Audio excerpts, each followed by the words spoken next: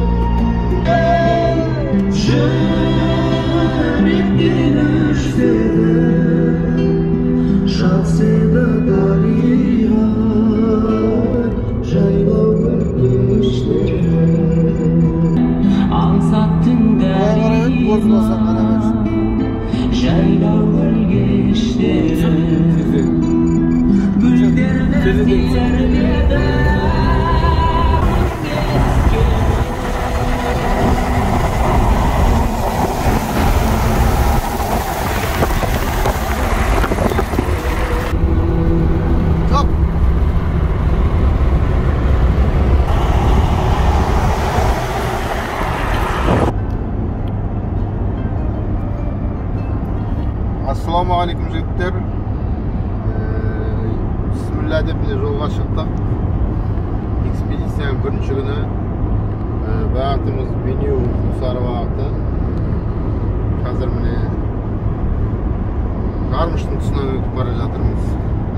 Бәрі ойдағыдай. Жігіттерге жолдарың болсын дейміз. Раббым ағам өмірін.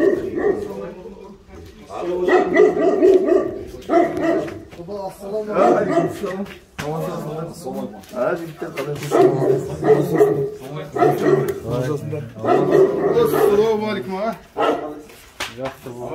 Al үйге төлетіңіздер.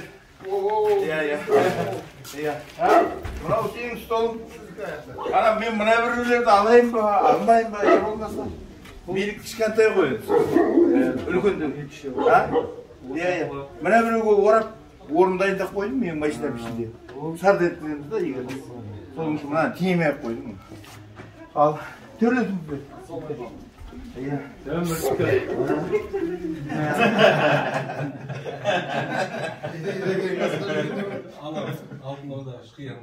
Рахмет, үнем осы Бейнеуге келсек әйтеуір 9 жолдың торабы ағам бар деп, Рәбім ағамыз бар деп келеміз әйтеуір. Арқаны кеңгелей.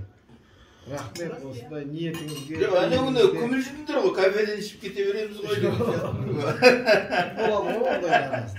Жайлап мен бірдеме деп айтсын ба, түсінікті ғой. Рахмет енді, осындай. Осы сапарымыз әйтеуір аман-есен барып, ежелеген жерлерімізді көріп, аман-есен елге жетейік. Сізге рахмет, үнемі басшылық болып жүресіз арамызда. Ал енді сапарымыз оң болсын енді. Жол болсын, жақсы болсын. Бір әдемі деп жұрттарда көбілер дәметіп отыр. Ішінде жазылғандан кейін Светқали бар, Нұрлан бар деп. Бақтыбай бәрі танымал ауылдың жігіттері ғой. Бәрі де бір төбе ғой. Каждый Номаттың бәрі Ахметті таниды мысалы. Сөйтіп солай ғой. Көкшетауда Мұрат қажыда қызығы отыр. Мұрат деген мен шақырып отыр еді ғой өткенде. Сол енді бір экспедицияны былай ысырмасам болмайын деп тұр. Мұрат қажыныке үндей алмадым да, кімдікіне бара алмайтын шығармын. Мен. Құрдасым ғой енді, тағы да бір айқайласып қоятын шығар. Ана кісі августтың басында шақырып отыр. Абылай ханның ізімен деп. Ол былтыр барып келгеніңіз сол басқа емес. Абылайхан Түркістанға баратын ізі ғой. Мынау енді шығыста аралаған сөйледегі соғысқан жерлер, Кенесарының нелері, в общем, тарихи орындар болды. Жасы 70-ің бесеуінде жап-жас жігіт құсап жүгіріп жүреді алдына. 75. Таң қаласың әй, бұл балада. Әке, сізде сол 90-ға дейін сөйтіп жүреді сияқты. Жоқ, 70-ің бесеуі ол. Жүреді. Бәке жүреді сияқты. Ой, мен кеше 60-ға жетпейді, кішкене етіңкіреп қалдым ғой енді. Тоңғыңдан ғой әрі. Одан торғайда оны жеңді ғой торғайда. Торғайда. Сізбен қасыңызға еріп, қанысқалы көп нәрсе үйреніп жатырық. Жаңағы ер таны, ел таны дейді. Сонда осындай азаматшылықты танып, біліп, солардан үлгі алып отыр. Жақсы нәрселерді көп үйрендік енді. Айтып жүрем. Кішкене жетістіре алмайсыз, сіз ұқсап жетістіре алмай жатырмыз ба, бірақ жалпы енді тырысып жатырмын, үйреніп жатырмын, көріп жатырмық енді. Сауыл Маңғыстаудан да шығып жатырмыз ғой, ұйымшылмыз. Иә, кеше беріп Құс деп айтпайсың ба? Құс. Енді үлкен балам кеше. Неге экзамен тапсырып түсіп кетті. Туристіға. Сен алып береді ма? Назарбаев қатасып қойды. Одан да өтіп тұр. Ассалаумағалейкум.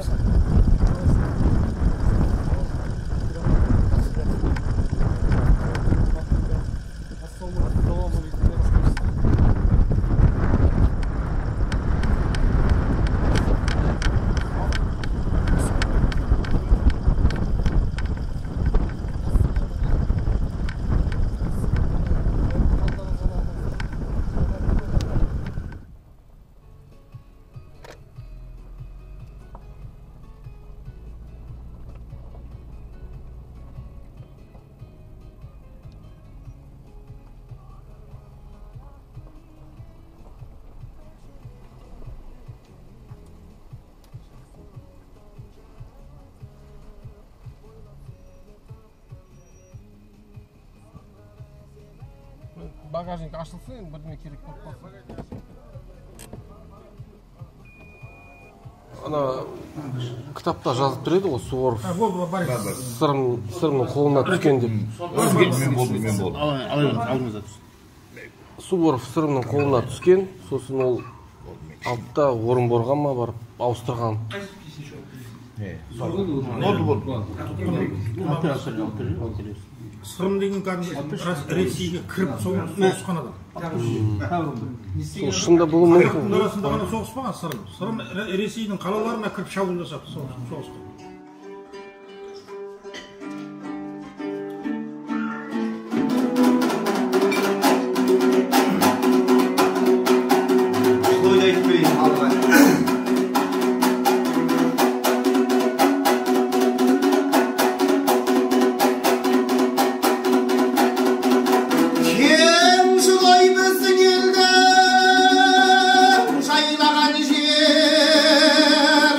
Belдеуге кер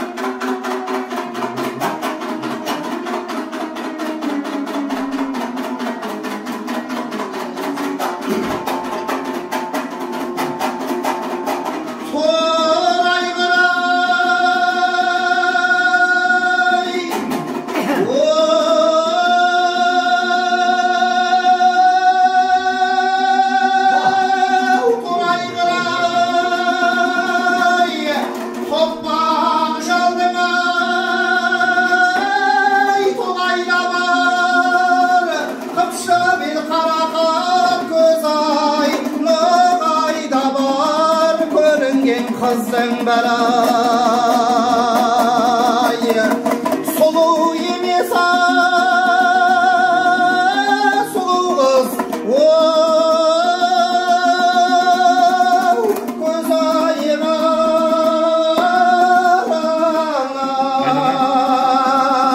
жылойда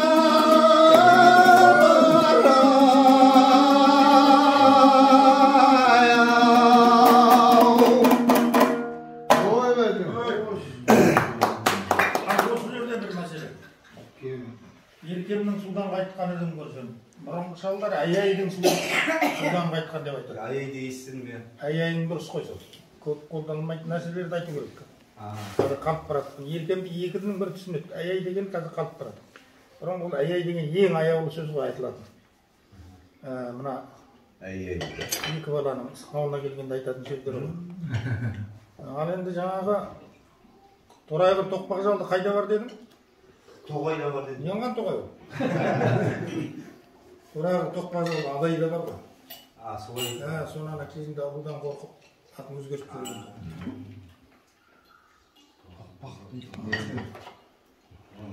Құрметті достар, бүгін міне 30 мамыр күні Алтын Орда үш қиян атты экспедициямыз Ақтау қаласынан өз сапарын бастады. Құрамымызда алашқа белгілі ақын, қоғам қайраткері Светқали Нұржан және өңірге белгілі арабтанушы, тарихшы Нұрлан Құлбай сияқты азаматтар бастаған топпен сапарымызды бастадық. Түскі мезгілінде Бейнеу ауылына жетіп, ол жерде осы елге белгілі меценат Орашев Рәбім дейтін ағамыз қарсы алып, о да біздің экипаждың құрамына қосылып, экспедициямызды одан ары қарай жалғастырып, қазіргі таңда міне Құлсары қаласына жеттік. Бұл жерде осы елге, өңірге белгілі бизнесмен Тілепберген Ұлықмат дейтін ағамыз қарсы алып, қазіргі уақытта сол кісінің үйінде қонақасында отырмыз. Енді Алла қаласа таңертең сапарымызды Сарайшыққа бағыттаймыз. Таңертең сапарымызды Сарайшық қаласына бағыттағалы отырмыз. Енді осы бүгінгі экспедицияға демеушілік көрсетіп, көмек көрсетіп жатқан бірнеше азаматтар бар. Соның бір қатарында Интерстрой Ақтау компаниясына да бір өзіміздің ризашылығымызды айтқымыз келеді.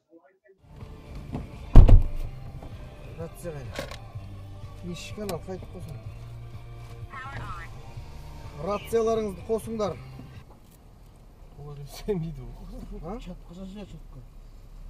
Рацияларыңызды қосыңдар. Байланысқа шығыңдар.